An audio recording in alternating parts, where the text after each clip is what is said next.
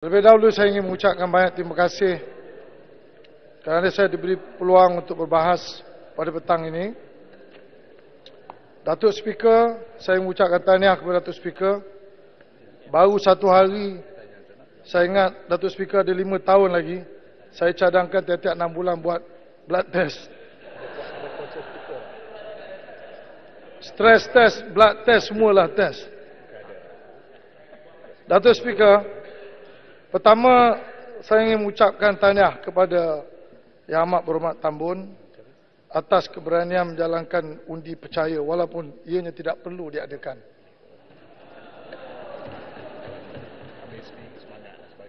Undi percaya ini sangat penting kalau kita tengok dari segi konteks ekonomi.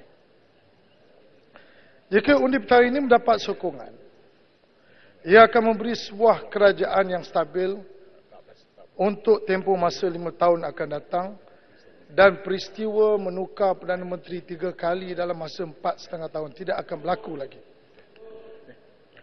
Pentingnya undi percaya ini kerana dalam konteks kita membangunkan negara, sudah tentu mana-mana negara yang nak dibangunkan ialah kita mesti ada kestabilan politik.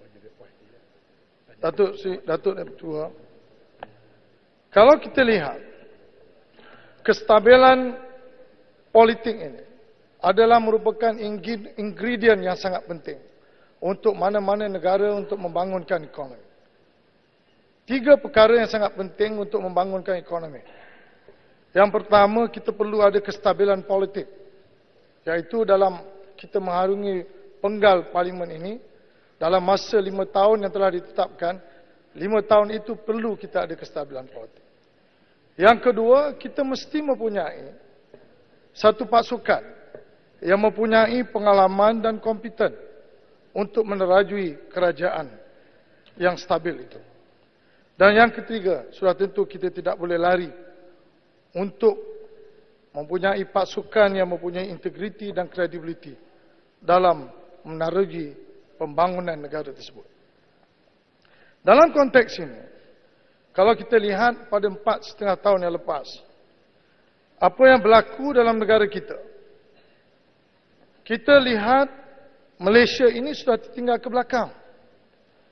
Kalau kita tengok pada tahun 2018 hingga 2021, saya tidak menggunakan figures 2022 kerana dia belum habis lagi hujung tahun. Tetapi untuk 2018 hingga 2021, kalau kita tengok, negara ini mempunyai KDNK per capita yang tidak berkembang. Dalam masa 4 tahun, pertumbuhan kita minus 0.1%. Jika dibandingkan dengan Indonesia, Vietnam, Thailand dan Filipina, keempat-empat negara ini ke belakang waktu kita membina negara selama 61 tahun sebelum 2018. Saya nak mengambil contoh Indonesia. Pada 2018 hingga 2021, KDNK per capita mereka telah berkembang sebanyak 11.8%. Vietnam, dia berkembang, KDNK per capita berkembang sebanyak 24.2%. Thailand, dia berkembang sebanyak 9.7%. Filipina, 19.3%. Semua ini positif, tetapi Malaysia 0.1%. Tuan Yang Bertuah, dalam kita membangunkan pertumbuhan ekonomi ini, kita tidak boleh lari daripada mempunyai 2 elemen penting, iaitu pelaburan dan consumption dalam sebuah ekonomi.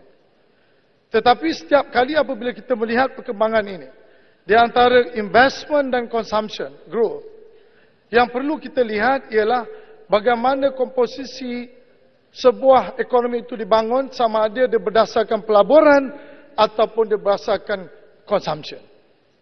Dalam konteks Malaysia, kalau kita lihat, investment growth pada 2018 hanya 1.4%, tetapi consumption positif 7.1%.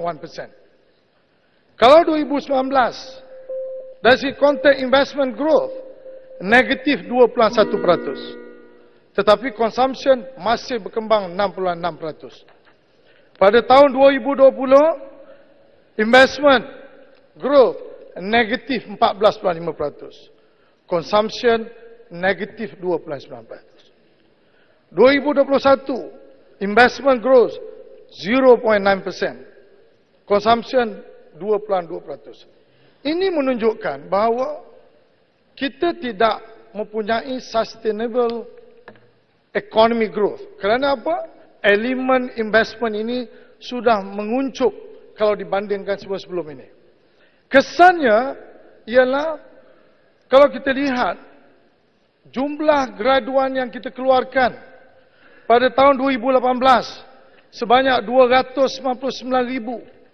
Pekerjaan yang ditawarkan atau diwujudkan pekerjaan baru oleh pihak swasta hanya 101,000.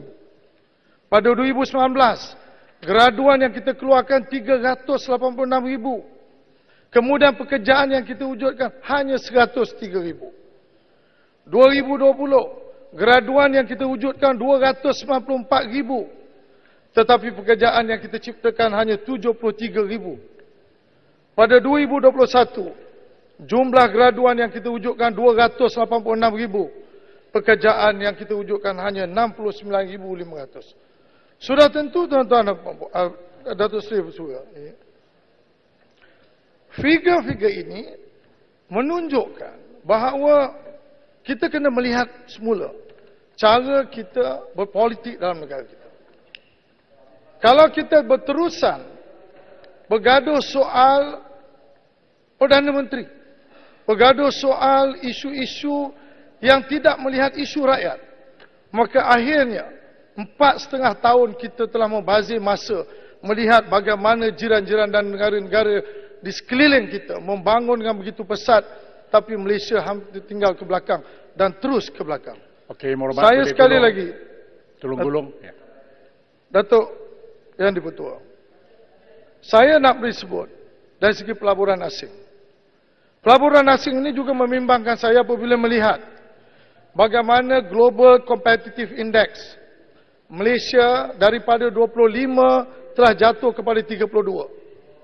Tetapi bila dia jatuh ke 32, kalau kita bandingkan dengan Indonesia, Indonesia duduk di tahap 44 Global Competitive Index, bawah daripada kita. Tetapi walaupun mereka bawah daripada kita, kalau kita tengok dari segi pelaburan FDI yang dikeluarkan atau yang didapati oleh Indonesia, 2018 $20.5 bilion, Malaysia hanya $7.6 bilion. 2019 $23.8 bilion yang diwujudkan oleh Indonesia, Malaysia hanya $7.8 bilion. 2020 Indonesia membawa $18.3 bilion, Malaysia hanya $3.5 bilion. Pada 2021 Indonesia $23.2 bilion, Malaysia hanya $7.3 bilion. Apa yang saya nak tekankan, Datuk Seri Yang Pertua, walaupun Global Competitive Index kita lebih baik daripada Indonesia, tetapi jumlah pelaburan yang dapat diambil oleh Indonesia dalam masa 4 tahun itu lebih baik dan lebih tinggi daripada Malaysia. Oleh kerana kita tidak dapat menyediakan kestabilan politik di mata kaca pelabur-pelabur yang ingin datang pada negara kita. Please, Masada. Okey, akhir sekali. Ini baru layak Menteri Kewangan. Akhir sekali, Datuk Seri. Ya, silakan. Datuk Pertua, saya cuma nak highlight satu perkara yang sangat penting.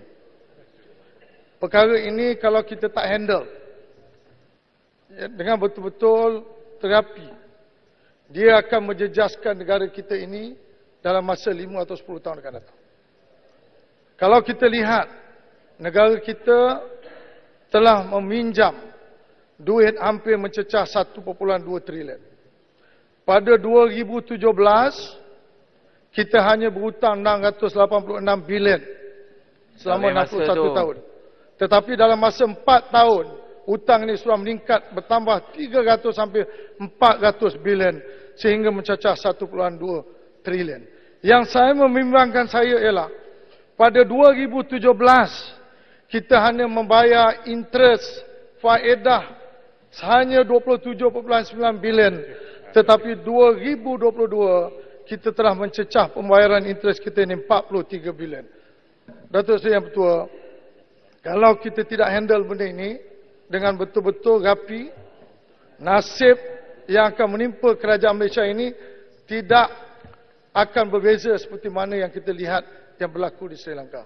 Menteri Saya mohon Keuangan ketiga. Terima kasih. Saya ucap terima kasih. Saya mohon menyokong Datuk Seri. Terima kasih.